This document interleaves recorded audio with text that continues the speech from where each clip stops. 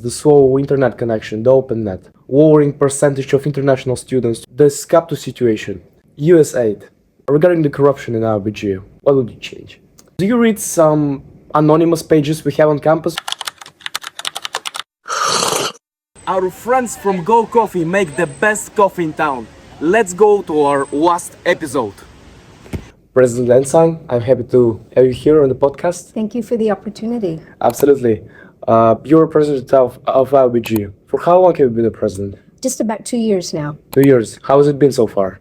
Oh, it's outstanding. It's far exceeded my expectations about not only what the university is doing to educate your generation, but I've had the privilege to meet hundreds of alums in Europe, of course, in Bulgaria, in the US, and I am so impressed with how they're using their education. There's a magic here that doesn't exist at other universities. What you've been doing before Aubg? I've spent much of my career in sub-Saharan Africa. So I was 8 years as the president of the American University of Nigeria, just 1 year in Kenya, because unfortunately I had a chronic altitude illness, which was very difficult to deal with. It was a place I loved, but wasn't able to continue there. And 4 years at Dickinson College, which is America's oldest university, established right after we became America. Right after the Treaty of Paris was signed to make America an independent country, Dickinson College was established by one of the signers of our Constitution, and that was a great privilege to lead that historic university. Do you like it here in Bulgaria so far? I do. My only regret so far is that I haven't gotten out much. I've only seen the Rila Monastery, and so I haven't had time to see this beautiful country and travel too much, except for recruiting trips. But I'd like to see a bit more soon. What a busy schedule, I might imagine.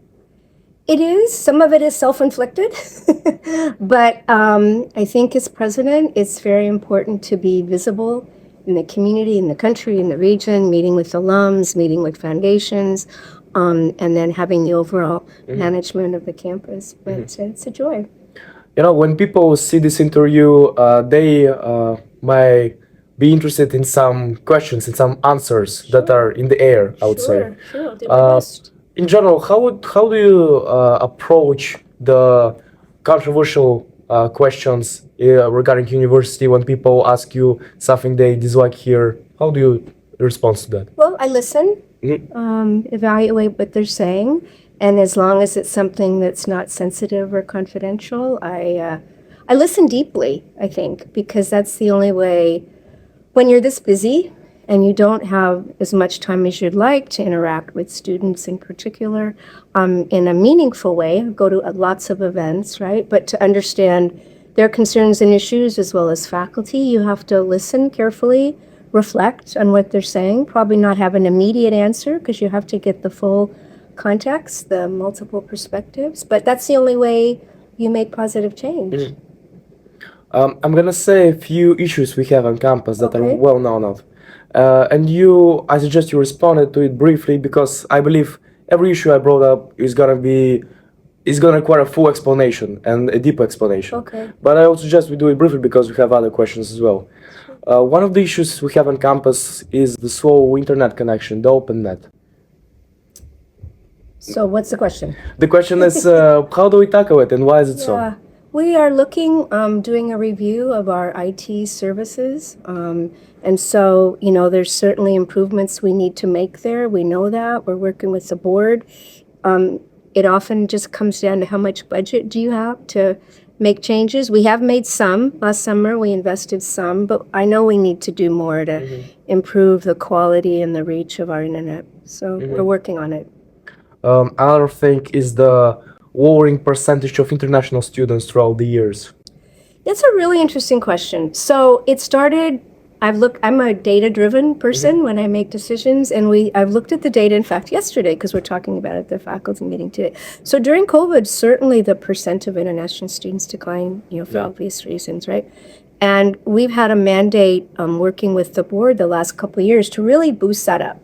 So how do you do recruitment, right? So you have to rebuild markets, which have changed since COVID. So I will say very strongly. Our admissions and recruitment team is working tirelessly to increase those numbers. We've increased the budget for international students. We've increased our marketing efforts. It's really extraordinary what we're doing now. But this is one of those areas everyone thinks you turn the switch and they come, right? There are different reasons why some come and some don't. One is financial, so we've raised some additional money this year. We're gonna talk about that as well, yes. Yeah, but even before the transformative gift, we raised, we made $1 million match, and 50% of that goes to student support and scholarships. So what I'm saying is we're all on the same page. We all want more international students, not just from the Balkans, but from other regions, from the U.S., from my country, because of what's happening there. We have students reaching out. This is the same education. Maybe we'll leave the U.S. for a little while. I understand that completely.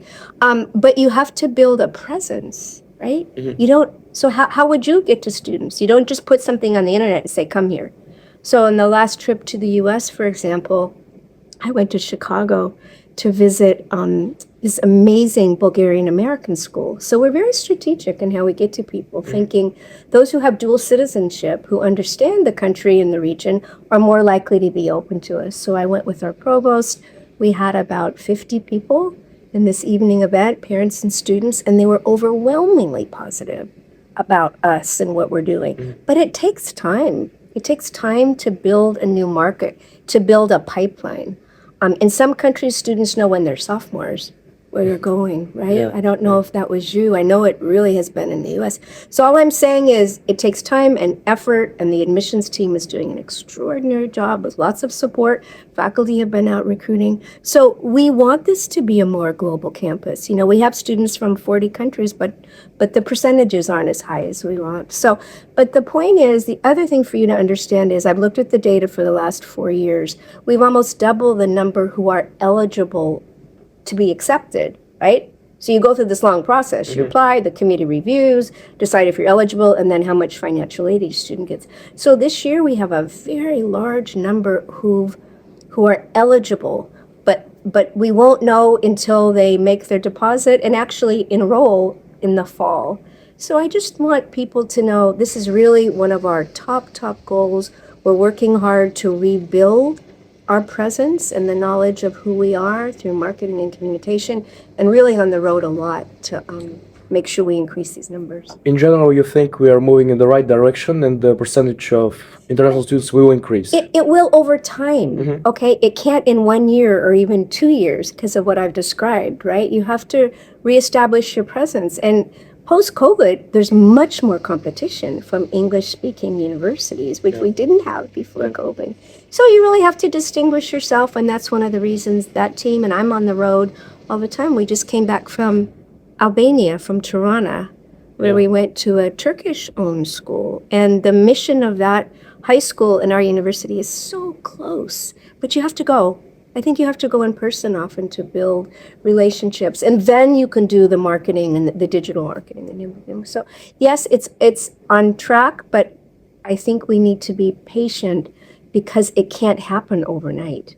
Right? Another thing, one other issue we have, and I believe, is that the SCAPTO situation. The juniors, the seniors are basically getting kicked out of the SCAPTOs because of the lack of the free rooms, etc. What do you say to that? So this has been, before I got here, right, the strategic plan was agreed to that we would move from about 1,000, 1,100 to 1,500, right? And so there was a plan put in place. Yeah. And we've been working on the housing issue, knowing we'd have a crunch period here before the new wing of SCAPTO 3 would be completed, and we could offer additional housing. The other thing is that what's required for students is that first and second year students live in the dorms or the residence halls. Now, I understand your generation in particular, compared to others I've seen, all want to be together. Yes. They want to be on campus, and that's a big part of who we are. So that's why we're spending a great deal of money to build SCAPTO 3, which will be open a year from August. So next year is kind of the crunch year, you know. And then we're also investigating additional housing very close to campus for students. So it's a timing issue. We knew there'd be a gap here of We had hoped just 1 year, and it looks like it will be. But we have committed as a university since the beginning in the university that all first and second year students will live on campus. We know that many juniors want to. Some seniors really want to be off campus. Yeah. So we have a new off-campus housing, a temporary coordinator right now, and we're building up that office to understand what's available very close by for students for next year. I would really recommend they reach out to him. We put out multiple messages about how you get to him to set up your housing. But I understand the desire to be near each other. I think that's something that makes us special, and we're working very hard to finish that residence hall and find additional housing. Continuing playing the devil's advocate here, it is another concern is less tangible, but many people say that administration is have no sense of what the students are feeling and what their concerns are. What do you say to that? I'm sure for some that's true, right? So how do you as an administrator connect? You go to places where they are. So I think we try to, every weekend and night, go to events, talk to students. I meet regularly with the student government, who are your representatives, to share their concerns. We have regular meetings with them.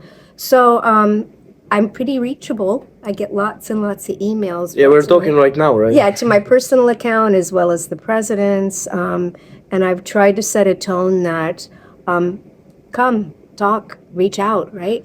And so I do talk to a lot of students on a daily basis.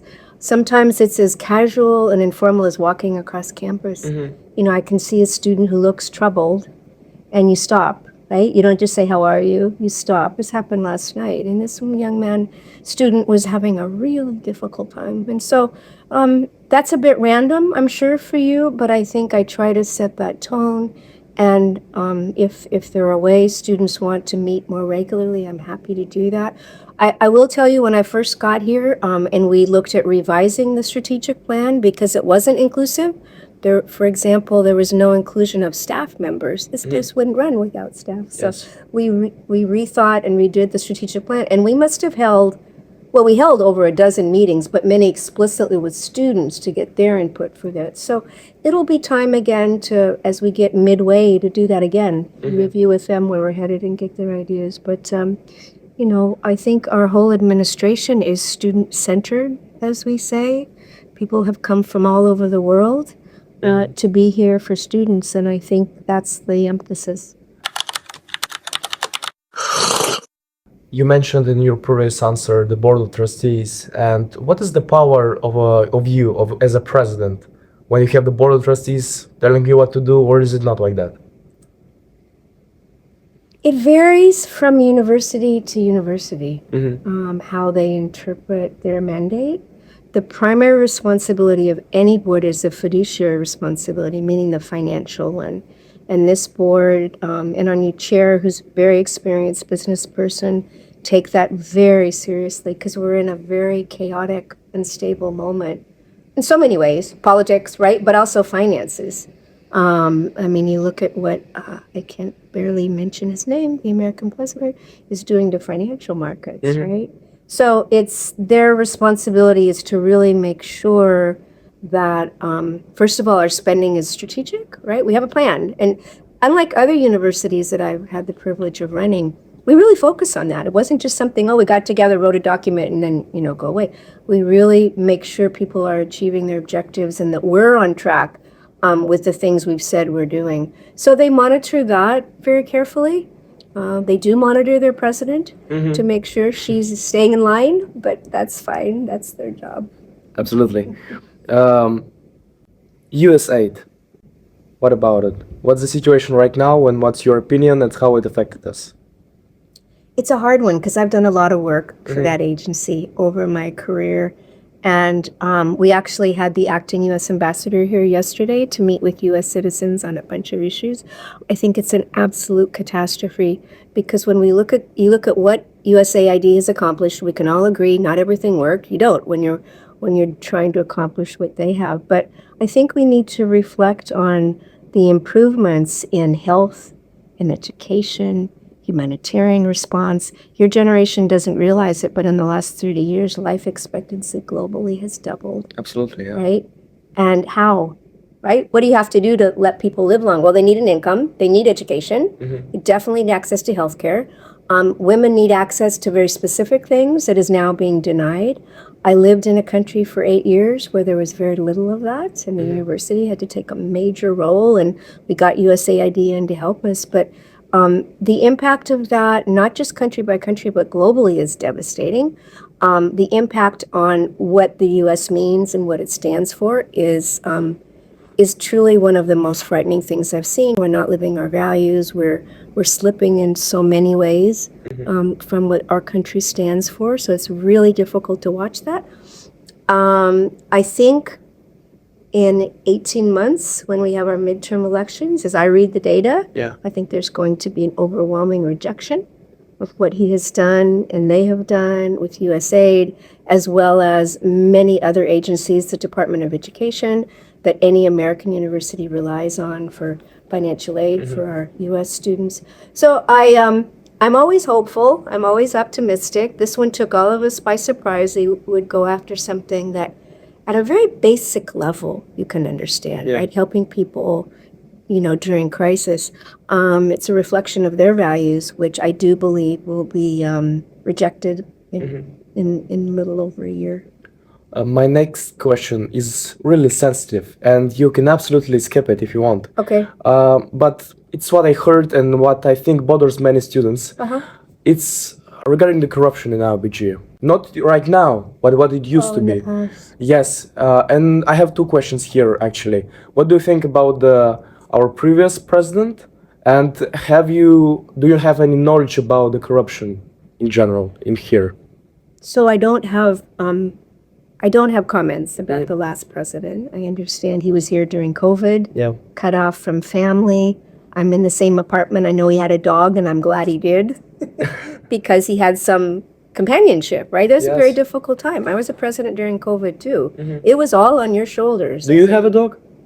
I would love a dog if anyone wants to give me one. But how could I take care of a dog? I'm never here. Yeah. My daughter raises retired sled dogs, so I spend time with her. So go back to the topic, Yeah. So, no, I'm not going to comment on him. I understand he, worked very hard and did a good job. Yes, there were issues here in the past. I can say... Regarding corruption or... Yes. I think there were issues of, perhaps misuse of funds. I've not seen the data. Yes. Right? Or maybe inability to, could have been accounting. I don't know.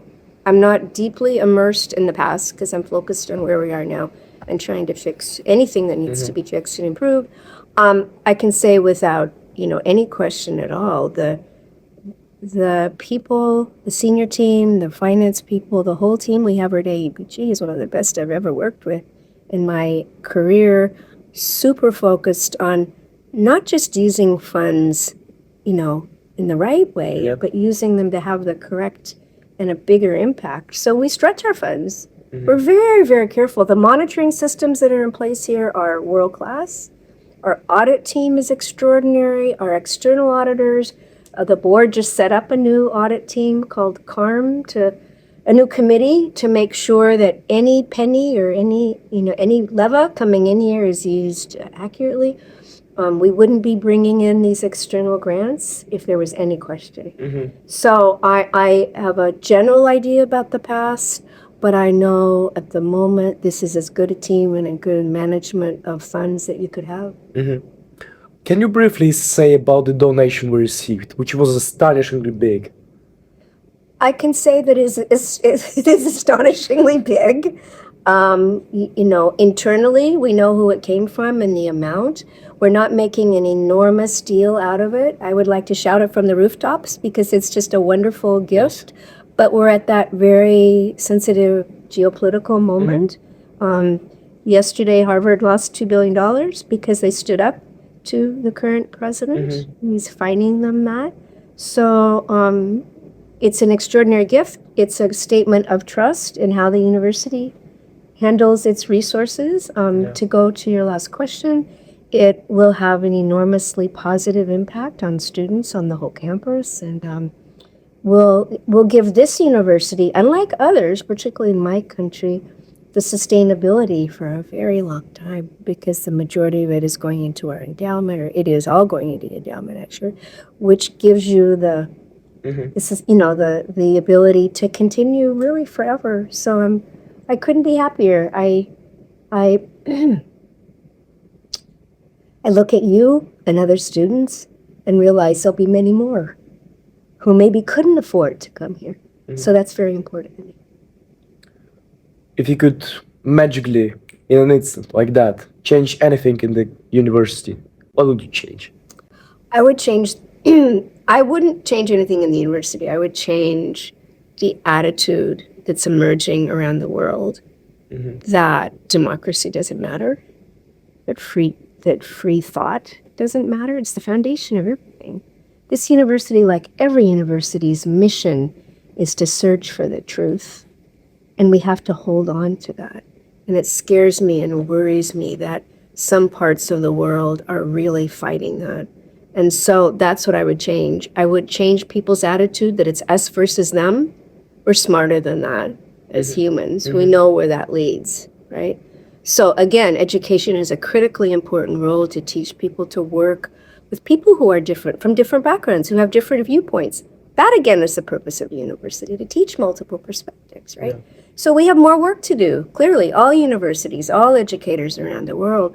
But I would just hope and wish that we stepped back and said, where do we want to be, not just as individuals, not just as members of a country, but where are we headed on this little planet of ours in the next 20 or 30 years that are critical to make sure we make the right choices. If Aubg was a TV show, how would it be called? Were we what? TV show. Oh, TV show. Yeah, how would it be called? Who is the main villain? Who is the main character? Oh, I don't know. The magical university that produces global leaders. Too cliche. No? It's true. Cliches can be true. Who is the main character? The main character are the students. Students, in general. Yes. Okay, collectively. Collectively. That's why we're here. Who is the main villain then? Who's the what? Main villain. There's no the villains. Enemy. There's no villains. The villains are ideas, right? That are counter to what we believe in, that will contribute to human progress. That's the most diplomatic answer I ever heard, honestly. I don't know about that, but it's the way I see the world. Absolutely, it's fine. I was curious, do you read some anonymous pages we have on campus? You know about them, right? I read some, yes. Yeah?